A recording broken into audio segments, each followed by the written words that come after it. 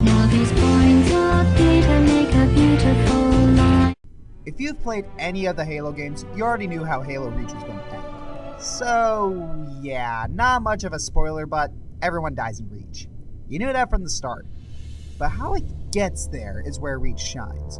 Each of the people on Noble Team gets picked off one by one, and they always die in some spectacular, honorable way.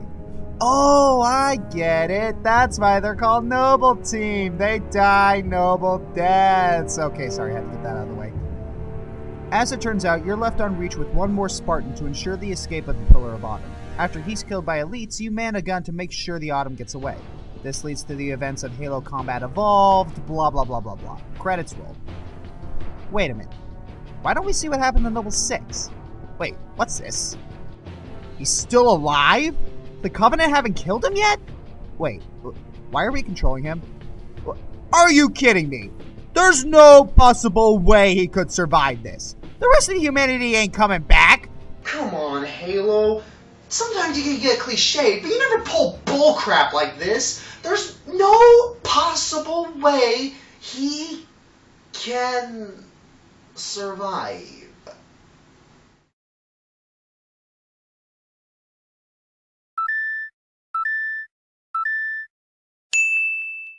Oh.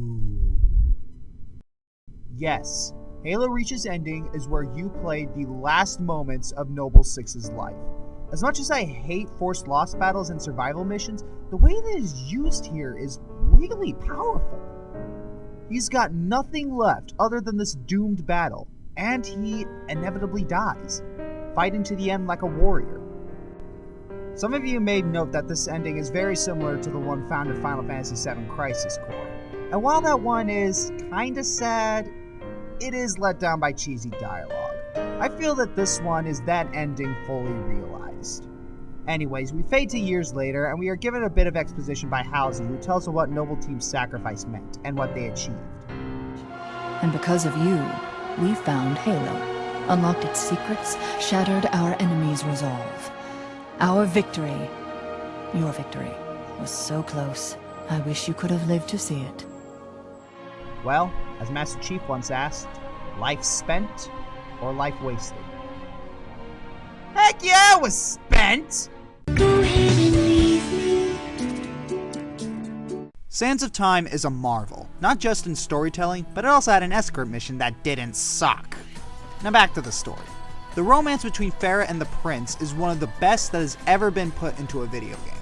What I love about them is how they complete each other. The Prince is naive, brash, prideful, and constantly rants to himself about how much Farah annoys the living crap out of him. She orders me around as if I were a servant. It's my own fault.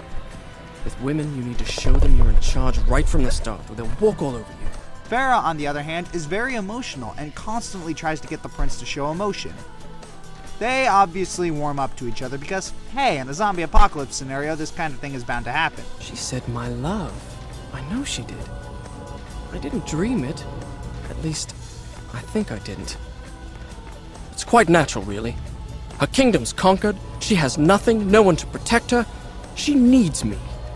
I can see it in the way she looks at me. All I'd have to do is reach out and take her hand, and she'd be mine. Why am I talking to myself? The story is simple. Get to Magic Hourglass, reverse the damage caused by the Prince's naivete, romance, adventure, comedy, all that good stuff. Then, right as they are about to succeed, the Prince suddenly has a bout with logic. My father's army sacked your palace, captured you as a slave. What? You have every reason to hate me. What are you talking about? Now you want me to trust you. And that unfortunately lands them back at square one. As I wander blindly in the darkness, Farah opens up again and reveals something she never told anyone. When I was small, my mother taught me a secret word. She said that when I was afraid, all I had to do was speak that word, and a magic door would open. I've never told that to anybody. I can see why. It's the most childish thing I've ever heard of. What was the word? Kakolukiam. Cut to a few hours later, she dies. So the Prince finishes the deed without her, fully knowing that she won't remember him, and reverts time back to before this whole fiasco started. He tells Farah, who doesn't remember him, the whole story of the Vizier's betrayal. And wouldn't you know, he happens to be there. After killing the Vizier, we have a rather touching romantic scene with the two. But why did you invent such a fantastic story? Do you think me a child, that I would believe such nonsense?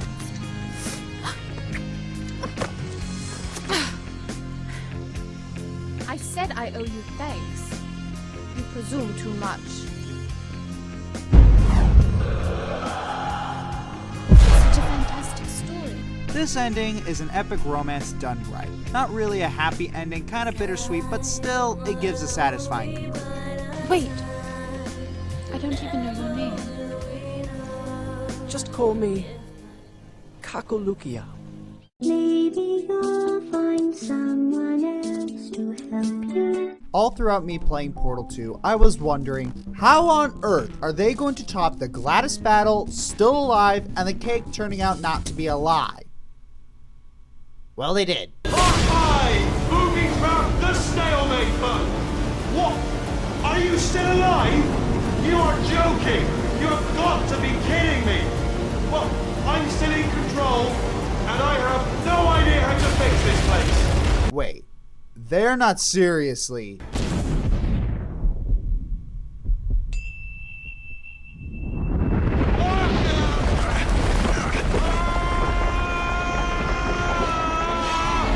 Space! This is too easy. You know what? Screw it. This is the top 5 jokes that I can make about this segment.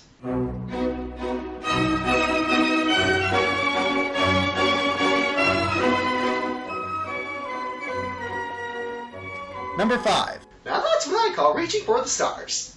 Number 4. Well, they do say the sky's the limit. Number 3. Well, I guess it's too late for Wheatley to apologize. Number 2. Sorry, but shooting the moon is hard to beat.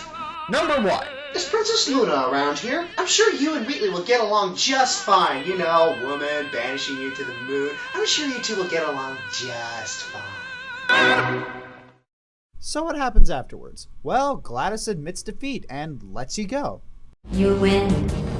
Just go.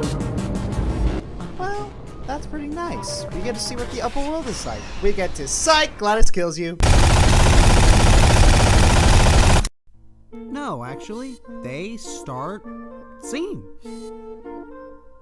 Yeah. They just start singing.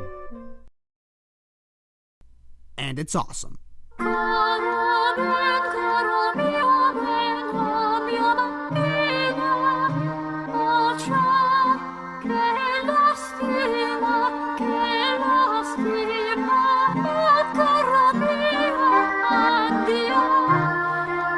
After that awesome little musical number, Chell is finally free.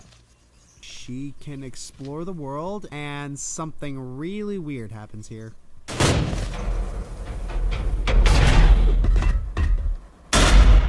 Okay, not entirely sure what the point of that was, but who cares? We got an awesome credit scene to go through.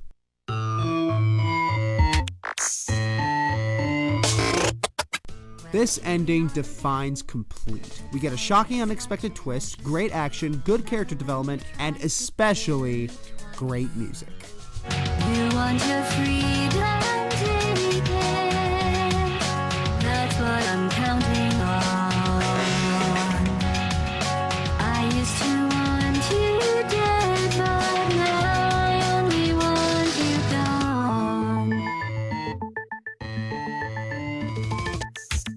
This ending was an epic conclusion to an epic franchise. It tied up the game's story so well, had great music, and was downright awesome to look at. And as a whole, just felt really complete. Mass Effect 3.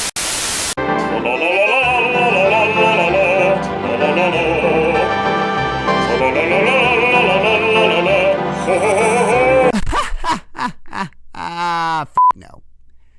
The real number 1 spot goes to the iconic and incredible ending of Metal Gear Solid 4. Where do I even begin? Start at the beginning. And when you come to the end, stop. Alrighty then. This ending is huge. After being ridden with so many unexplained questions concerning the plot, Guns of the Patriots does a great job of tying up the loose ends. And I mean all of them. Seriously, the ending is like a freaking hour. And at no point does it become boring. That is an accomplishment, people. Anyway, after the amazing battle with Liquid Ocelot, things start looking up for the rest of the group. Sunny is no longer handicapped, things start looking up for Otacon and Draven as well. They get to start normal lives. Meryl and Johnny get married, and even Raiden reconciles with Rose, who revealed that her relationship with Campbell was merely a smokescreen to protect Raiden's family from the Patriots. Snake, however, things aren't looking too good. During the game, it's revealed that Snake's genes have been corrupted and he will eventually become a walking plague, causing millions to die. He even tries to commit suicide, but ultimately doesn't have it in him to do it. After recovering for a bit, his father, Big Boss, arrives and instead of trying to kill Snake, he reconciles with him and explains everything. He reveals that Snake isn't going to become a bioweapon and pretty much ties up the rest of the loose ends in the series, and personally bring the entire conflict to a close. Then Big Boss starts to succumb to the Foxdie virus and, as a last request, asks Snake to start living like a man and not like a tool. After Big Boss dies, the credits roll and some of the best music in the series plays.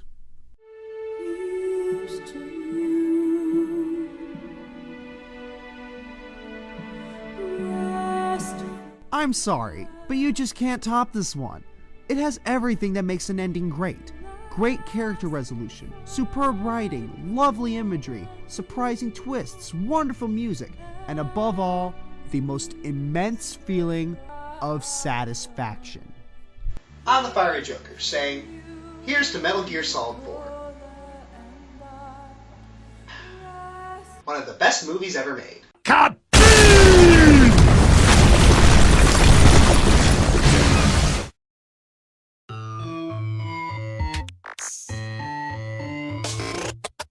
Well, here we are again. It's always such a pleasure. Remember when you tried to kill me twice? Oh, how we laughed and laughed.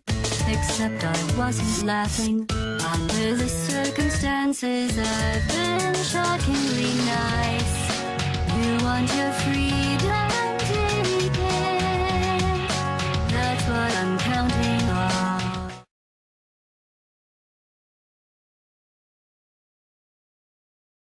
This is the top 5 jokes that I can make about this segment.